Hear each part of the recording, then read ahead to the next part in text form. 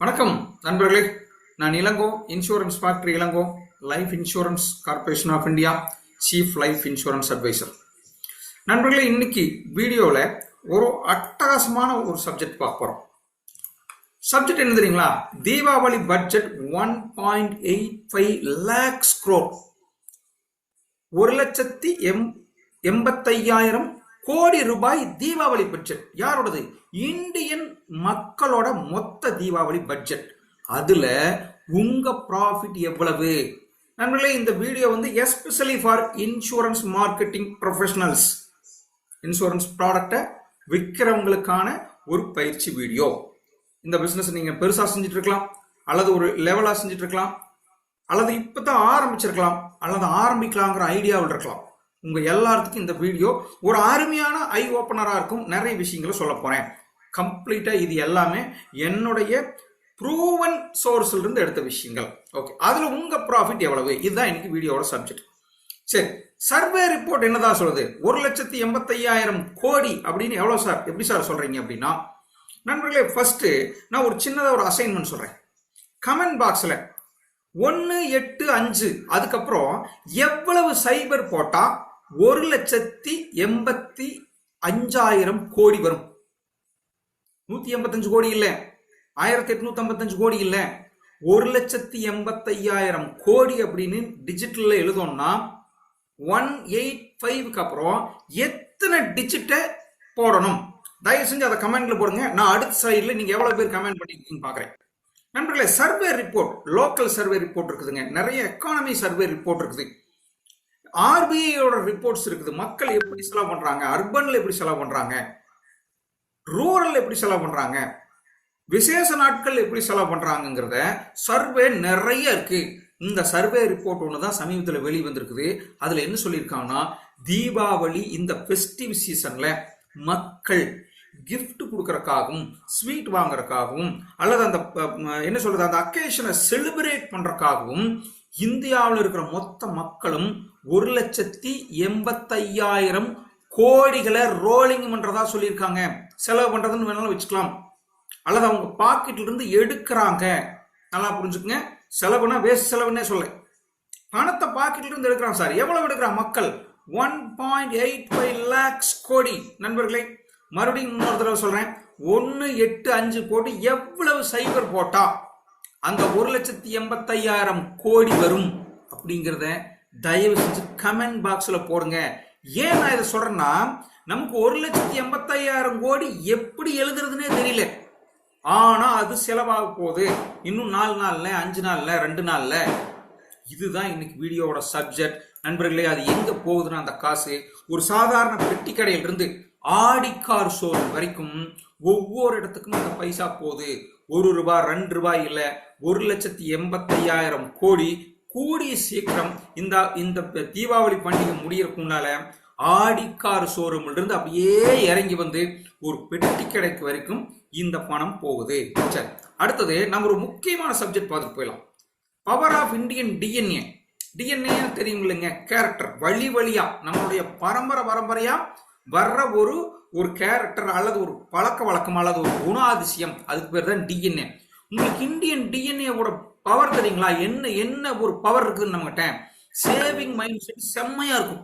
Sorry, இந்தியர்கிட்ட இருக்கிற மிகப்பெரிய mind set saving mind set. என்ன போட்டாலும், ஆத்துல போட்டாலும் அளந்தான் போடுவேன் பாத்தீங்களா?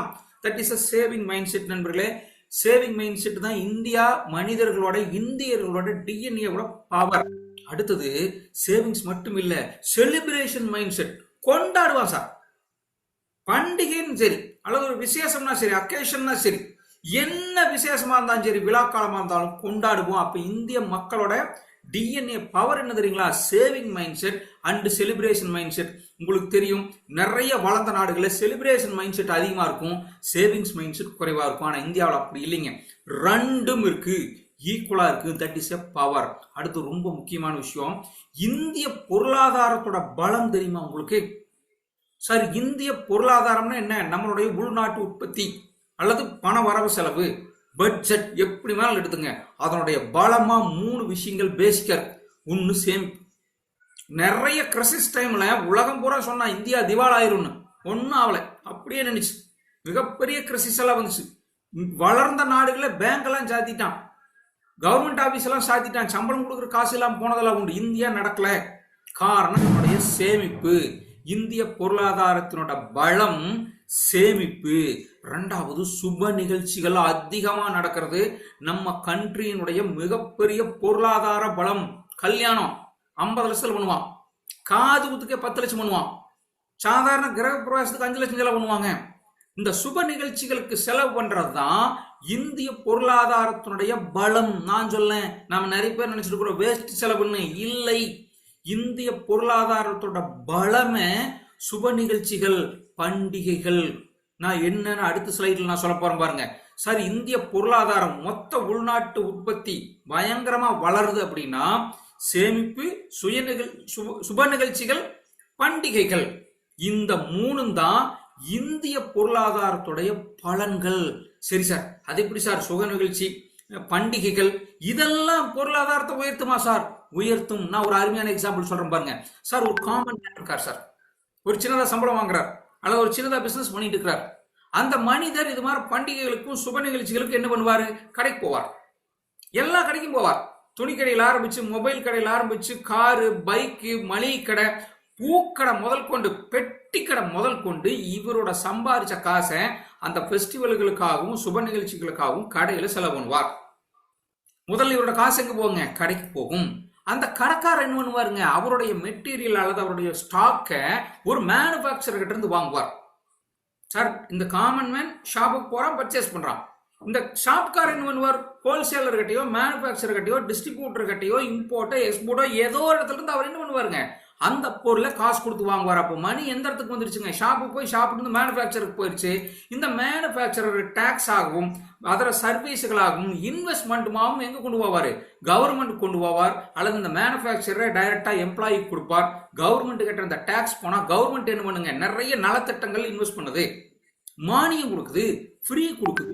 ஏதோ ஒரு விதத்துல காசை மறுபடியும் என்ன பண்ணுங்க? அந்த காமன் மேனுக்கு திருப்பும். இதுதான் சார் ரொட்டேஷன். இது சாதாரண நாட்கள்ல குறைவா இருக்கும், பண்டிகை நாட்கள்ல பல மடங்கு போயிரும். அந்த ஒரு ரிப்போர்ட் தான் நான் முதல்ல ஸ்லைடில் சொல்லியிருந்தேன். இந்த 4-5 நாள்ல மட்டும், தீபாவளி பண்டிகைக்கு மட்டும் இந்த ரொட்டேஷன், மணி ரொட்டேஷன் 1,85,000 கோடிகள் மேலிருந்து கீழே வரைக்கும் புழுவாக போகுது. இது நான் சொல்ல, எல்லா சர்வேயும் சொல்லுது. இதுதான் யதார்த்தமா சொல்லியிருக்கேன். சரி சார், என்ன சார் அப்படின்னா, நண்பர்களே நல்லா புரிஞ்சுக்கங்க. என்ன 1,85,000 கோடி ரொட்டேஷன் வந்தாலும் நம்ம பட்ஜெட், இந்தியன் மைண்ட் பட்ஜெட் எப்படி இருக்கு தெரியுங்களா? இதையும் நிறைய சர்வே சொல்லியிருக்காங்க. 75% ஃபார் தீபாவளி. கையில எவ்வளவு பணம் இருந்தாலும் 75% தான் செலவு பண்ணுவாங்க. மிச்ச 25% நண்பர்களே நீங்க நம்ப மாட்டீங்க, சேமிப்புக்கு எடுப்பாங்க. இந்தியன் மைண்ட் செட், சேமிப்பு மைண்ட் செட். நண்பர்களே, சேமிப்பு மைண்ட் செட்டா இருக்கிறதுனால 75% பட்ஜெட் அல்லது அவர் பையில் இருக்கிறது, கையில் இருக்கிறது, பேங்க்ல இருக்கிறதுல 75% மட்டும்தான் அக்கேஷனுக்காகவும் தீபாவளிக்காகவும் செலவு பண்ணுவான். 25% சேவிங்ஸா மாத்துவான். நான் ரொம்ப சிம்பிளா சொல்லிட்டு போறேன். சேவிங்ஸ் அப்படின்னா பாலிசி போடுறதுனே நினைச்சுக்காதீங்க. நான் இன்சூரன்ஸ் பயிற்சி சொல்லிட்டு இருக்கிறதுனால இன்சூரன்ஸ்ல மட்டுமே இன்வெஸ்ட் பண்ண மாட்டாங்க. கோல்டு காயின் வாங்கலாம், சிட்டு கிடைக்கலாம், ஒரு வாங்கின கடனை அடைக்கலாம், அதுக்கும் கூட சேமிப்பு தான். அப்ப மக்கள் கையில காசு வந்துருச்சுன்னா, இந்திய மக்களை பொறுத்த வரைக்கும் நீங்களா இருந்தாலும் சரி, நானா இருந்தாலும் சரி, ஒரு சாதாரண இந்திய குடிமகனா இருந்தாலும் சரி, என்ன பண்றானாமா? 75% பட்ஜெட்டை தான் செலவு பண்றான். மீதி 25% எடுத்து சேமிப்புக்காகவும் எதிர்காலத்துக்காகவும் அல்லது பழைய சேமிப்பை டாப் அப் பண்ணதுக்காகவும் உபயோகப்படுத்துறாங்க. This is a best budget. இன்னொரு மைண்ட் செட் இருக்கு நம்ம கிட்ட. பணம் எப்ப சார் இருக்கும்? ஒரு கஸ்டமர் கிட்ட அல்லது ஒரு சாதாரண சம்பாதிக்கிற மனிதர்கிட்ட, ஒரு பிசினஸ் மேன் கிட்ட எப்ப காசு இருக்கும் அப்படிங்கிறதுக்கு இது மாதிரி விசேஷ நாட்கள் ஒரு விதிவிலக்கு. தயவு செஞ்சு தப்பான மைண்ட் செட் வச்சிருந்தீங்கன்னா மாத்திக்கங்க. நிறைய பேர் என்ன நினைச்சுப்பாங்க தெரியுங்களா? சார், தீபாவளிக்கு இன்னும் 2 நாள் தான் இருக்குது, யாருக்கிட்டையும் காசு இருக்காது. தீபாவளி முடிஞ்சா யாருக்கிட்டையும் காசு இருக்காது. தீபாவளிக்கு 10 நாளைக்கு முன்னால யாருக்கிட்டையும் காசு இருக்காது. இப்படி நீங்களா நினைச்சிட்டு இருக்கிறீங்க, அது தவறு. நான் சொல்றேன் பாருங்க, ப்ரூவனான ரிசல்ட் கொடுக்குறேன். சார் நண்பர்களே, எப்பவுமே பண்டிகைக்கு முன், பண்டிகைக்கு பின் அப்படின்னு எடுத்து பிரிச்சுக்கங்க. நீங்க பார்க்கலாம், மற்றவங்களையும் பார்க்கலாம். எப்பவுமே பணம் எப்ப மனிதர்கிட்ட கையில் இருக்கும் அப்படின்னா பண்டிகைக்கு முன், பண்டிகைக்கு பின் அப்படின்னு பிரிச்சு பார்த்தீங்கன்னா, பண்டிகைக்கு முன் சார் நாளைக்கு நாளானிக்கு தீபாவளி முன்னாள் நாள் வரைக்கும் அல்லது தீபாவளி எண் வரைக்கும் எம்ப்ளாய்கள் மாதாந்திர சம்பளம் வாங்குறவங்க கிட்ட காசு நிறைய இருக்கும். போனஸ் வாங்கியிருப்பாங்க, அட்வான்ஸ் வாங்கியிருப்பாங்க, சம்பளம் கிரெடிட் ஆயிருக்கும், அல்லது வேற இடத்துல இருந்து சேமிப்பு எடுத்திருப்பாங்க, சீட்டு போட்டு வச்சிருப்பாங்க, தீபாவளிக்குன்னு சேர்த்து வச்சிருப்பாங்க, செலவு பண்றதுக்குன்னு எடுத்து வச்சிருப்பாங்க, கிஃப்ட் வரும், வெளியிருந்து ரொட்டேஷன் வரும். இது எல்லாம் யாரு கிட்ட இருக்குங்க? எம்ப்ளாயி கிட்ட தீபாவளிக்கு முன்னால காசு இருக்கும். சரி, தீபாவளி முடிச்சாங்க கடைசியில சார் அந்த ரொட்டேஷன் சர்க்கிள் போன காசெல்லாம் எங்க போயிருக்கு தெரியுங்களா? ஒரு சின்ன பொட்டி கடையில இருந்து ஸ்வீட் விற்கிறவரு, பட்டாசு விற்கிறவரு, துணிக்கடைக்காரங்க, 2 வீலர் 4 வீலர் இப்படி நிறைய இடத்துக்கு போய் அக்குமுலேட் ஆயிருக்கு. அவரு செலவு பண்ண மாட்டார். நல்லா புரிஞ்சுக்குங்க. இந்த பிசினஸ் மேன் இருக்கிறவங்க எல்லாம் இன்னைக்கு நாளைக்கெல்லாம் அவங்களுக்கு தீபாவளி கிடையாது சார், அவங்களுக்கு அடுத்ததான் தீபாவளி. அப்போ இந்த காசெல்லாம் தீபாவளி முடிஞ்சதுக்கு அப்புறம் எங்க போய் நிற்குங்க? இந்த பிசினஸ் பண்ற ஆளுங்கிட்ட போய் நிற்கும். அப்ப நண்பர்களே நல்லா புரிஞ்சுக்கங்க, நீங்க ஒரு இன்சூரன்ஸ் மார்க்கெட்டிங் பர்சனா இருந்தா இந்த வீடியோவை பார்த்துட்டு இருக்கிற நீங்கள் தயவு செஞ்சு நம்ம சேனலை சப்ஸ்கிரைப் பண்ணிட்டு பாருங்க. நாம் நிறைய யூஸ்ஃபுல்லான வீடியோக்களை மறுபடியும் தொடர்ந்து கொடுத்துட்டே இருக்கோம். அப்போ நீங்க அந்த சேனலுக்கு ஒரு ஆதரவு கொடுத்தீங்கன்னா தான் அடுத்த வீடியோக்கள் வரும். தயவு செஞ்சு சப்ஸ்கிரைப் பண்ணாம பார்த்துட்டு இருந்தீங்கன்னா தயவு செஞ்சு இந்த வீடியோவை சப்ஸ்கிரைப் பண்ணிக்கங்க. மறுபடியும் பாயிண்ட்டுக்கு வர்றேன். பணம் எப்போ மக்கள்கிட்ட இருக்கும் அப்படின்னா பண்டிகைக்கு முன், பண்டிகைக்கு பின் அப்படின்னு பிரிச்சிட்டீங்கன்னா பண்டிகைக்கு முன் எம்ப்ளாயி கிட்ட நிறைய காசு இருக்கும். ஆமா, அவங்க கிட்ட நிறைய பணம் வரும். பண்டிகைக்கு பின்னால இந்த எம்ப்ளாயி எல்லாம் கொண்டு போய் எங்கெல்லாம் செலவு பண்ணானோ அந்த பிசினஸ் மேன் கிட்ட காசு இருக்கும். அப்ப நண்பர்களே, ஒரு விதைய ஒரு இன்சூரன்ஸ் மார்க்கெட் ப்ரொஃபஷனலா இருந்து நீங்க இப்ப கேட்கறக்க ஆரம்பிச்சீங்கன்னா தீபாவளி அன்னைக்கும் பிசினஸ் பண்ணலாம், தீபாவளி வரைக்கும் பிசினஸ் பண்ணலாம், தீபாவளி முடிஞ்சு 3 மாசம் பிசினஸ் பண்ணலாம். ஏன்? அந்த காசெல்லாம் அங்க இருக்கும். So this is tips for this video. ஒரு என்ட்ரி டிப்ஸ். அடுத்தது, ஒரு இன்சூரன்ஸ் ஏஜென்ட் இது மாதிரி சமயத்தில் என்ன சார் பண்ணலாம்? நம்ம வீடியோட தலைப்பு என்னங்க? 1,85,000 கோடி டர்ன் ஓவர் ஆக போகுது, அல்லது செலவு பண்ண போறோம், அல்லது எடுத்து வைக்க போறோம், பையில பாஸ் இருக்குது. இந்திய மக்களோட பாக்கெட்ல எத்தனை பணம் இருக்குதுங்க? 1,85,000 கோடி இருக்குது சார். அந்த கோடியிலிருந்து நீங்க எவ்வளவு எடுக்க போறீங்க? அதுக்கு என்ன பண்ணலாம்? சில டிப்ஸ் கொடுக்குறேன் பாருங்க நண்பர்களே. இன்சூரன்ஸ் ஏஜென்ட்கள் என்ன செய்ய வேண்டும்? ஃபர்ஸ்ட், எப்பவுமே வெளியூர் நபர்களை தேர்ந்தெடுங்கள். ஃப்ரெண்ட்ஸ், ஊருக்குள்ளேயே இருக்கார், உங்க பக்கத்திலேயே இருக்கார், அவர்கிட்ட கேட்டாச்சு, அவர்கிட்ட பேசியாச்சு. கொஞ்ச நாளைக்கு, ஒரு 10 நாளைக்கு அதை ஒத்தி வைங்க. அவர் அப்புறம் பார்த்துக்கலாம். தீபாவளி முடிஞ்ச ஃப்ரீயா தான் இருப்பார், பார்த்துக்கலாம். இப்ப நம்ம பண்ண வேண்டியது, தீபாவளிக்கு மட்டுமே வர்றவங்க, விசேஷத்துக்கு மட்டுமே வர்றவங்க, அல்லது குடும்பத்தோட வர்றவங்க, சொந்த ஊருக்கு வர்றவங்க, பிறந்த ஊருக்கு வர்றவங்க, கல்யாண வீட்டுக்கு வர்றவங்க, கட்டி கொடுத்த இடத்துக்கு வர்றவங்க, இப்படி விசேஷத்துக்கு மைக்ரேட் ஆகிறவங்க அதிகம். பிளஸ் இந்த தீபாவளிங்கிறது ரொம்ப ஸ்பெஷல் பண்டிகை சார். அதனால இதுக்கு மட்டுமே மைக்ரேட் ஆகி நிறைய பேர் வருவாங்க நண்பர்களே. ஸோ அப்போ என்ன பண்ணணும்? நீங்க முதல்ல இந்த வெளியூர் நபர்களை தேர்ந்தெடுக்கணும் சார். தேர்ந்தெடுக்கணும்னா லிஸ்ட் எழுதுங்க. நாளைக்கு நாளானிக்கு வர போறாங்க, சும்மா ஜஸ்ட் ஒரு 10 பேர் செலக்ட் பண்ணுங்க. 100 பேர்த்தெல்லாம் பார்க்க வேண்டாம், நீங்களும் தீபாவளி கொண்டாடலாம். ஸோ தயவு செஞ்சு ஒரு 10 பேர் எடுங்க. உங்க ரிலேட்டிவா இருக்கலாம், ஃப்ரெண்டா இருக்கலாம், வருவார், போன்ல கன்ஃபார்ம் பண்ணிக்கலாம். அவங்க ரிலேட்டிவ் கிட்ட கன்ஃபார்ம் பண்ணிக்கலாம். எத்தனை மணிக்கு வராரு, எப்போ வராரு கேட்டு வச்சுக்கோங்க. அல்லது அவர்கிட்டயே கூப்பிட்டு கேட்கலாம். நான் உங்களை சந்திக்கணும், டைரக்டா அப்பாயின்மெண்ட் கேளுங்க. பூசி முழுகலாம் வேண்டாம். இன்சூரன்ஸ் ஏஜென்ட்டோட வேலையே இன்சூரன்ஸ் பாலிசியை கேட்கறதும் விற்கிறதும் மட்டும்தான். நிறைய பேர் என்ன நினைச்சுக்கிறீங்கன்னா, இன்சூரன்ஸ் கேட்டா என்ன நினைச்சுக்குவாரோ, எதுவும் நினைக்க மாட்டார். இன்சூரன்ஸ் ஏஜென்ட்டோட ஒரே வேலை இன்சூரன்ஸ் பாலிசி விற்கிறது மட்டும்தான். யாரும் எதுவுமே நினைச்சுக்க மாட்டாங்க, அவங்களுக்கு தெரியும். நீங்க அலோன்னு சொன்னீங்கன்னாவே அவர் பாலிசி தான் கேட்கறீங்கன்னு நினைப்பார். பாலிசி கேட்கறது தான் கூப்பிடுறோம் சார். என்னோட வேலை வேற எதுவும் இல்லை. சோ வெளியூர் நபர்களை தேர்ந்தெடுங்கள். உள்ளூர் நபர்களை தற்சமயம் ஒத்தி வைங்க. இந்த வெளியூர் நபர்களை மட்டும் சேர்த்துட்டு தயவு செஞ்சு அவங்கள பார்க்க போங்க, வீட்டுக்கு போங்க. வீட்டுக்கு வந்திருந்தாங்கன்னா வாழ்த்துக்களுடன் முதலீடு கொடுத்து பேசுங்க. சார் ஒரு தீபாவளி விஷ் சொல்றதுக்காக வந்திருக்கேன் சார், ஒரு ஸ்வீட் பாக்ஸ் கொண்டு போகலாம், தப்பில்லை.